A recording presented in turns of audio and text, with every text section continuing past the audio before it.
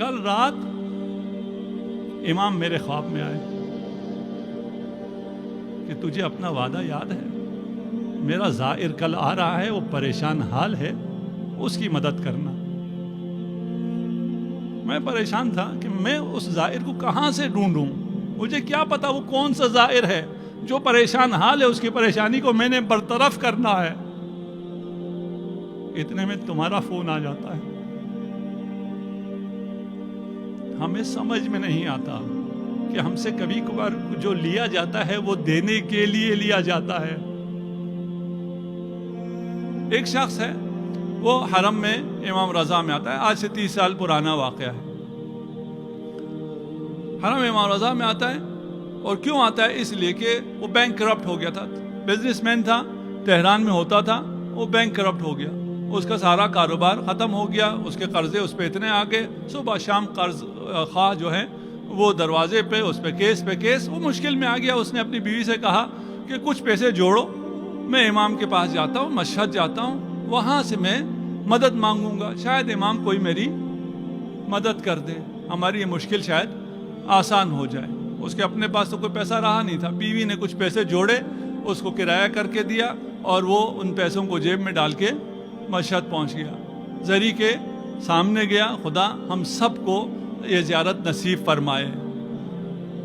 جو گئے ہیں وہ جانتے ہیں کہ جو بھی مشکل ہو وہاں ساری مشکلات حل ہو جاتی ہیں، انسان کو سکون آ جاتا ہے، مشکل حل ہونے سے پہلے اطمینان ہو جاتا ہے کہ میری مشکل حل ہو گئی ہے۔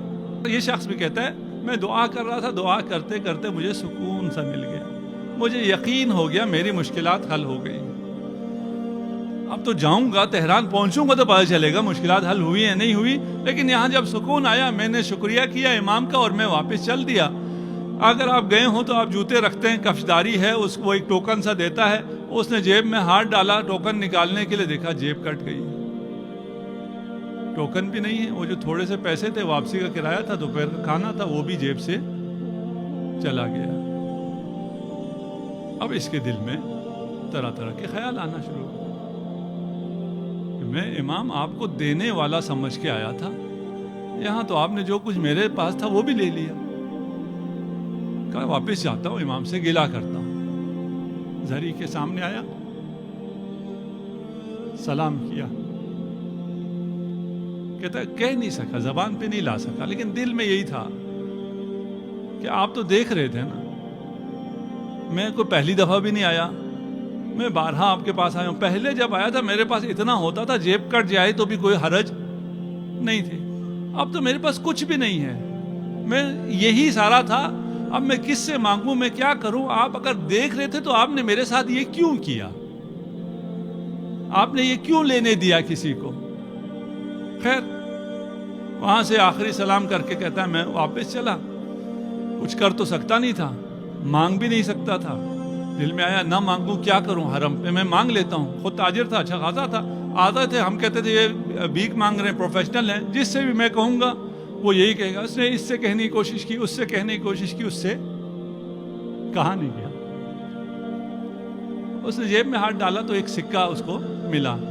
اگر آپ 30 سال پہلے کی بات کرو، موبائل نہیں ہے اس زمانے میں، وہ سکے کا ٹیلی فون ہوتا تھا، سکہ ڈال کے فون کرو۔ اس کے ذہن میں ایک خیال آ گیا کہ ایک سکہ ملا ہے، اسے میں ڈالتا ہوں بوتھ میں جا کر، ایک نمبر رینڈم ملا دیتا ہوں مشہد کا، وہ سامنے تو نہیں ہوگا نا، کم از کم شرم تو نہیں آئے گی، سامنے لوگوں سے مانگتے ہوئے شرم آ رہی ہے، اس سے میں مانگ لوں گا، اس کو کہوں گا کہ میں یہ اس حالت میں آ گیا ہوں، اگر کر سکتے ہو تو مجھے دوپہر کھانا چاہیے، واپسی کا ٹکٹ چاہیے۔ اس نے فون کیا، کسی نے اٹھایا، ہیلو السلام علیکم، وعلیکم السلام، یہ میرا معاملہ ہے اور یہ میری مجبوری ہے، آپ میری مدد کر سکتے ہیں؟ اس نے پوچھا آپ کہاں سے بول رہے ہیں، کہاں ہیں؟ کہا میں فلکہ آپ پر ہوں اور یہ ٹیلی فون بوتھ ہے، اس سے میں فون کر رہا ہوں۔ کہا وہی رہنا، میں آ رہا ہوں۔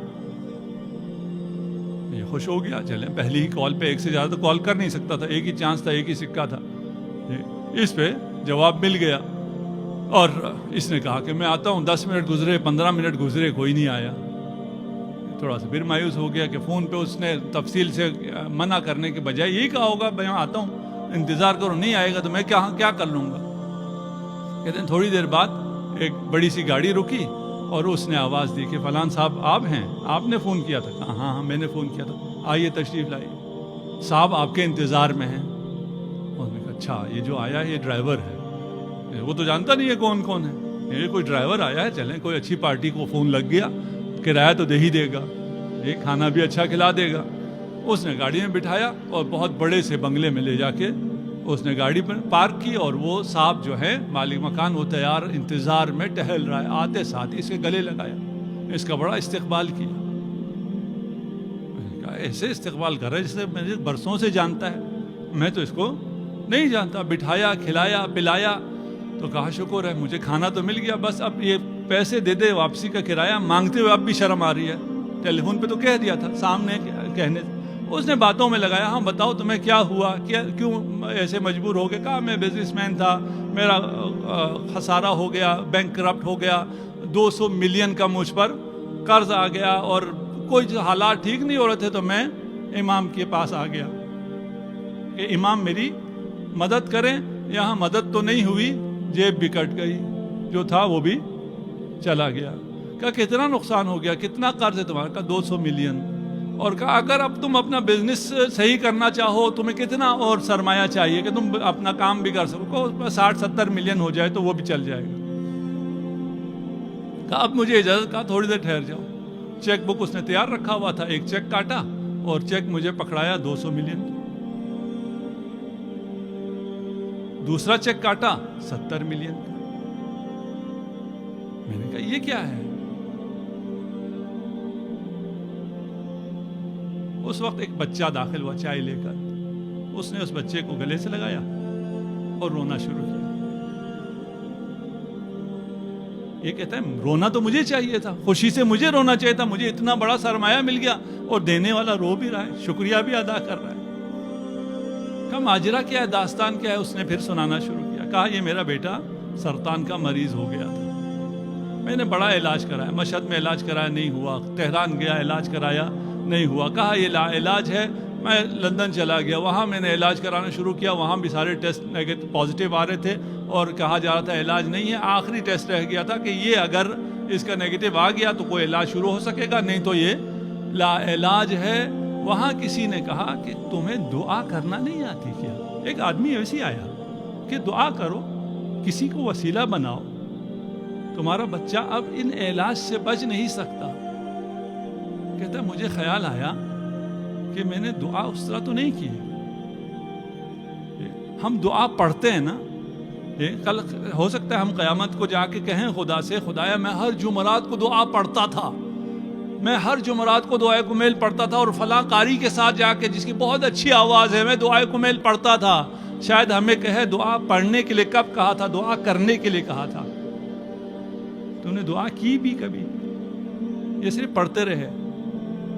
یہ کہتا ہے میں دعائے کمیل پڑھنے کے لیے تو بہت جاتا تھا, حرم بھی جایا کرتا تھا, لیکن دعا میں نے کی نہیں تھی. اس شخص نے جب کہا دعا کرو, کسی کو وسیلہ بناؤ, تو میں نے امام رضا کو وسیلہ بنایا.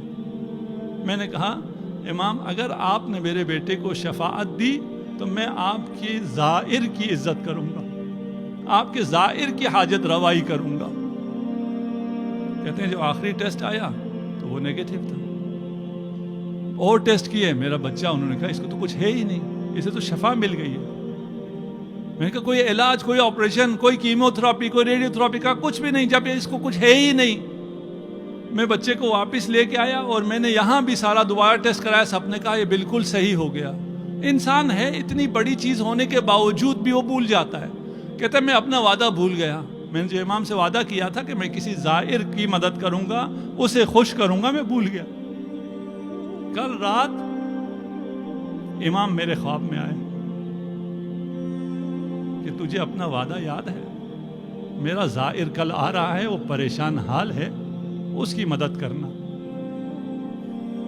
میں پریشان تھا کہ میں اس زائر کو کہاں سے ڈھونڈوں, مجھے کیا پتا وہ کون سا زائر ہے جو پریشان حال ہے, اس کی پریشانی کو میں نے برطرف کرنا ہے. اتنے میں تمہارا فون آ جاتا ہے. ہمیں سمجھ میں نہیں آتا کہ ہم سے کبھی کبھار جو لیا جاتا ہے وہ دینے کے لیے لیا جاتا ہے. وہ جس پیسے پہ تمہیں اعتماد تھا, جس پہ تم بھروسہ کر رہے تھے وہ تم سے لیا جاتا ہے تاکہ جو حقیقی بھروسہ ہے اس کی طرف متوجہ ہو جاؤ. یہ دینے والے مقام پر ہیں، یہ لینے والے نہیں ہیں. ان کی سیاست بالکل مختلف سیاست ہے، ان کی زندگی، ان کی حکومت بالکل مختلف حکومت ہے.